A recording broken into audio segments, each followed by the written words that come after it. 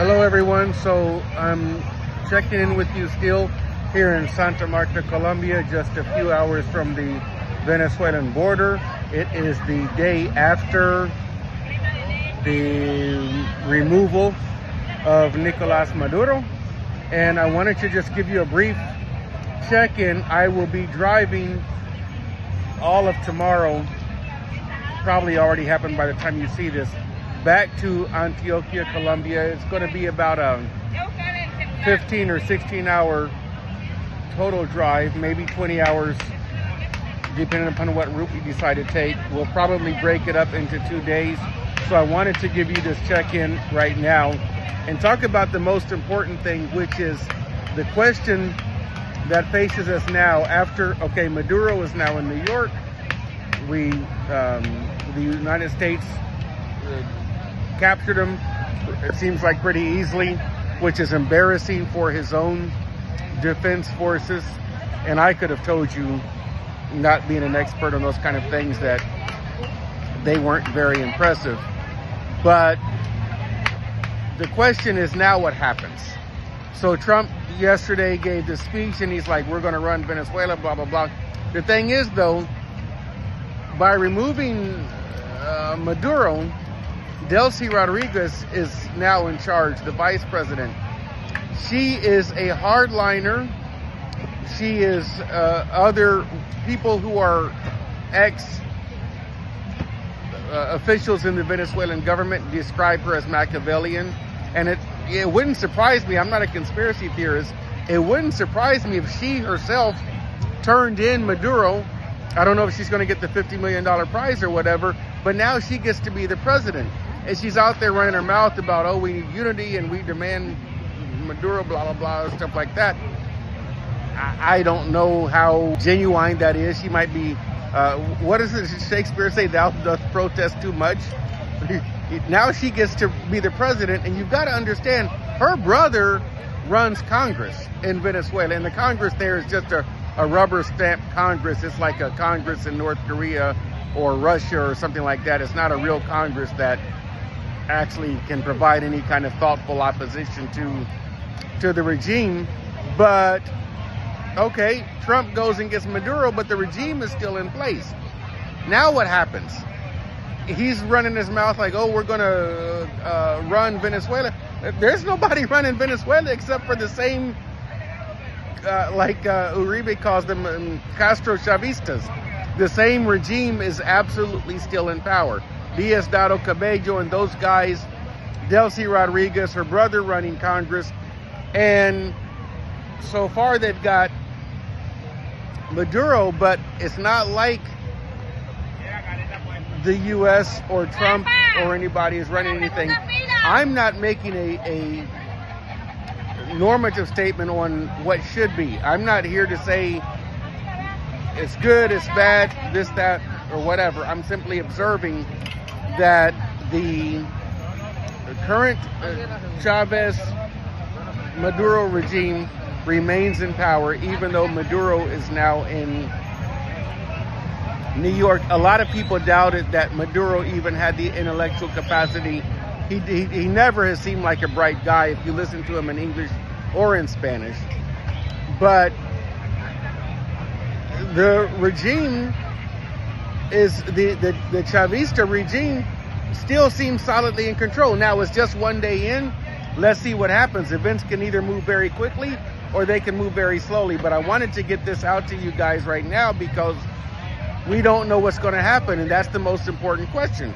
Now what happens? Maduro's in New York. Okay, whoop-de-doo. The same Chavistas are in power in Venezuela. And again, this is not a statement saying that intervention's good, bad, whatever. It is. But now what happens, right? And now what happens for the Venezuelan people, who outside of Venezuela seem to be overly supportive of this. Overwhelmingly, I think is the right word, overwhelmingly supportive. And I understand their plight and I understand their pain and their suffering. Venezuela went from being a rich country, even though it had an unbalanced economy. It was a rich country with a real democracy. It did have some social inequalities and things like that that led to the conditions that created Chavez, because you did have a very big wealth inequality gap and not a lot of social or economic mobility in Venezuela before, but you did have an actual functioning democracy. Remember, Chavez came to power in a coup. He had a failed coup, then he ran in an election, he was locked up. The president at the time gave him clemency or whatever the equivalent would have been, let him loose, amnesty, whatever you want to call it. He runs for president, he wins, and as soon as he gets in power, he dismantles the court system, the Congress, basically replacing and exposing the weak institutionality of Venezuela to remake it into what he wanted. When they call it a Bolivarian republic, what he means by that, if you go back and you study history, what Simón Bolivar wanted when he was the kind of liberator, he was a Venezuelan, he was kind of like the chief freedom fighter who did free 5 Latin American countries, or what became countries. They were colonies of Spain at the time, from the Spanish crown, but he wanted a strong, centralized kind of president for life dictatorship.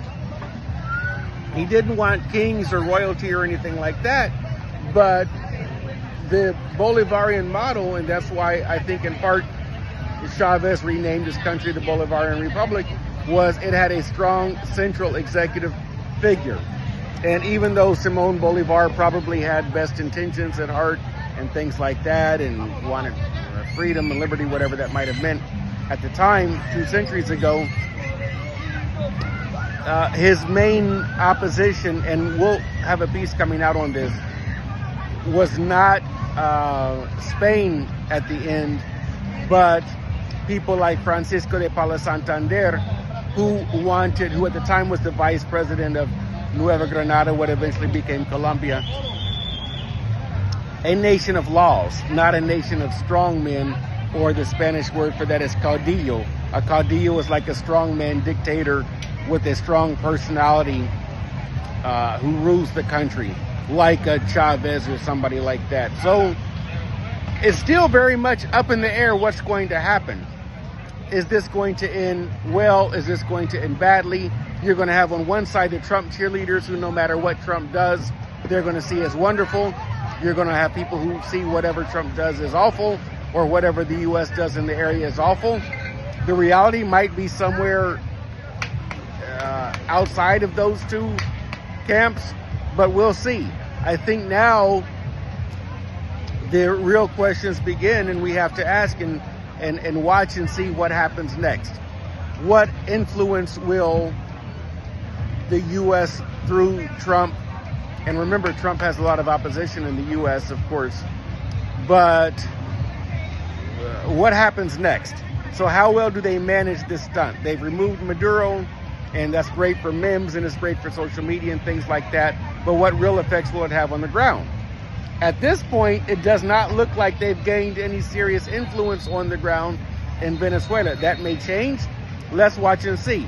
I wanted to get this out to you quickly because I'll be traveling for maybe the next couple of days, but let's keep an eye on things, and maybe let me know in the comments, and by the time I get back at my real desk and we can interact on these things, we can have a dialogue based on your comments and everything like that. I'm looking forward to hearing from you. So this is where things stand today. Again, Happy New Year. It is Sunday. What is this? January 3rd, January 4th? I don't know. It's Sunday, the first Sunday in 2026. And my vacation is coming to an end, which that's another story. I'm here in Santa Marta, which is actually where Simón Bolivar died, the Venezuelan liberator of the northern part of Latin America from Spain, roughly, well, just over 200 years ago, 1816, 1817, that time frame, that period, things like that. He was, at the time, Venezuela didn't really exist as a country. You had all these colonies.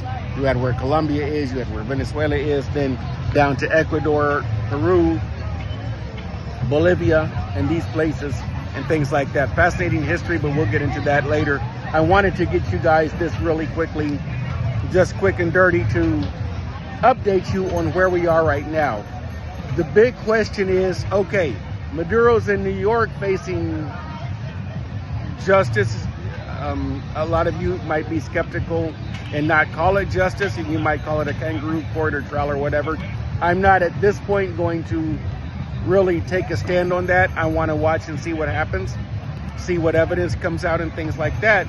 But at this point today, the U.S. is not in control of Venezuela, and the Maduro regime, the Chavista government, remains apparently, for what we know as the public, without having access to confidential or secret or information or anything like that.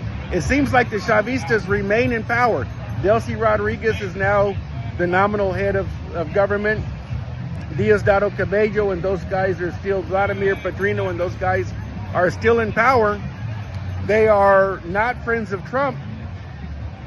The rumors that I hear are that Delcy may have actually, she's so Machiavellian, she may have even helped to get rid of Maduro because now she's in power.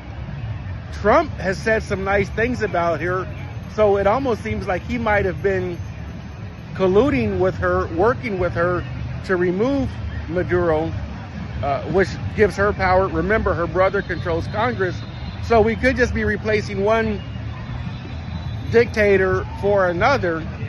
And now, did she really want to cooperate with Trump, or did she just cooperate to get rid of her obstacle to being the number one person in charge? Did Trump get played, or did she get played?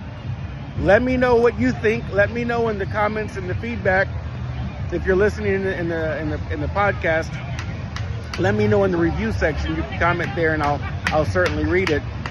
But let's see what happens next. It's really early. Events are developing, things like that. But I wanted to get this to you because I might be silent for the next couple of days. Thanks a lot. Happy New Year. Let me know what you think.